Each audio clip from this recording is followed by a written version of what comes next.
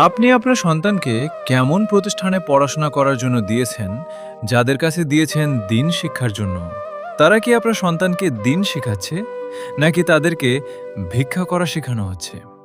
ঈদুল আজহার মতো একটি আনন্দের দিনে ছোট ছোট বাচ্চাদের এবং সাধারণ শিক্ষকদের পরিবার থেকে দূরে রেখে চামড়া সংগ্রহের মতো কঠিন পরিশ্রমে নিয়োজিত মাদ্রাসার শত শত ছাত্র শিক্ষক।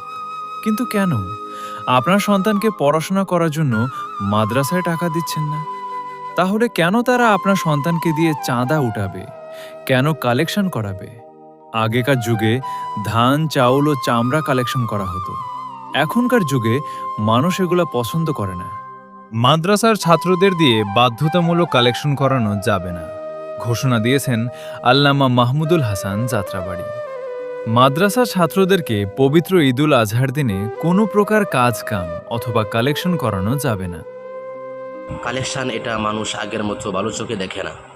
এখন কালেকশানে বের হলে মানুষ ভিক্ষুক বলে ডাকে, অর্থাৎ আরও বাজে ভাষা উচ্চারণ করে দেখে।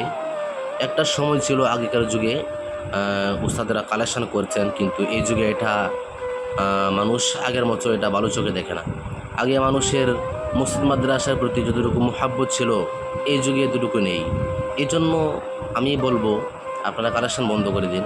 আলহামদুলিল্লাহ আমাদের মাদ্রাসা কালেকশান হয় না, আমরা এটা এলাও করি না। যেখানে কালেকশান হয় আমি তাদেরকে অনুরোধ করব আপনারা দ্রুত যত সম্ভব এটা বন্ধ করে দিন। মসজিদ মাদ্রাসার জন্য চাঁদা তুলতে গেলে মানুষ ভিক্ষুক বলে ডাকে, এমনকি গোপনে তাদের ভিডিও ধারণ করে বাজে ক্যাপশন দিয়ে ফেসবুক, ইউটিউব, সোশ্যাল মিডিয়াতে পোস্ট করে। এত টাকা বেতন দেওয়া সত্ত্বেও আপনার সন্তানকে যারা দুনিয়া উপার্জনের জন্য কালেকশন অথবা চাঁদা তুলতে পাঠাবে, তাদের বিরুদ্ধে রুখে দাঁড়ান, প্রতিবাদ করুন। আপনি, আমরা সবাই চাই ছোট বাচ্চাদের দিয়ে কালেকশন, অতএব চাঁদাবাজি বন্ধ করা হোক। তাই সতর্ক থাকুন, সুস্থ থাকুন।